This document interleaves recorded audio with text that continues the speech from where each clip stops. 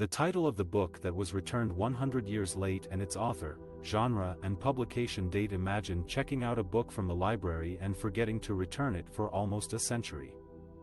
That's what happened to a mysterious man who recently returned a very overdue book to a library in California. The book was called A History of the United States by Benson Lossing, and it was published, and it was a non-fiction book that covered the events and people of American history from the colonial era to the Civil War. The book was checked out from the street.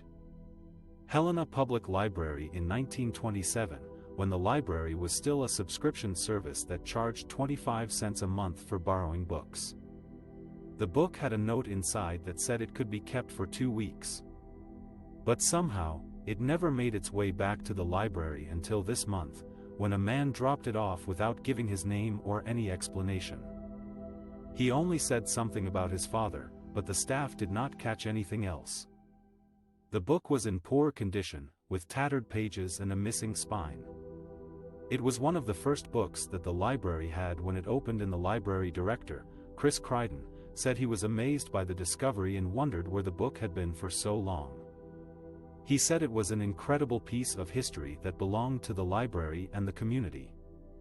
The library estimated that the overdue fee for the book would have been around $1,700, but they did not charge anything because they had already abolished late fees. Instead, they put the book on display in a glass case at the entrance of the library, where visitors can see it and marvel at its story.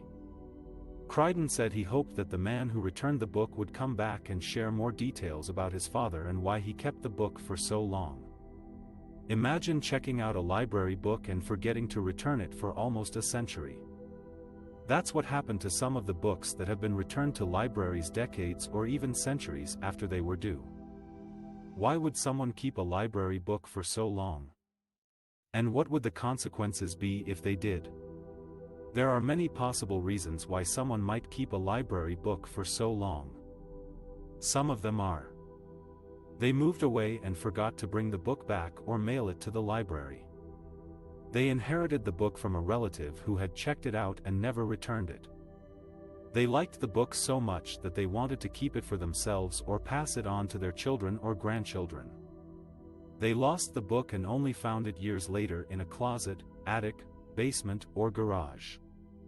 They were afraid of paying a huge fine or facing legal action from the library. Some of the consequences of keeping a library book for so long could be paying a large amount of money in overdue fees, which could range from a few cents to thousands of dollars depending on the library's policy and the length of time the book was overdue. Feeling guilty or ashamed for depriving other people of reading the book or damaging the library's collection. Being banned from borrowing books from the library or having their library card revoked. Being sued by the library for theft or vandalism if the book was rare, valuable, or irreplaceable. Being praised or forgiven by the library staff or the public for returning the book and sharing its story. Some examples of books that have been returned to libraries after a very long time are: a library book called 40 Minutes Late was returned to a San Francisco library in 2017, 100 years after it was checked out by a woman named Phoebe Webb, and the book was returned by her grandson, Webb Johnson, who found it in an old trunk.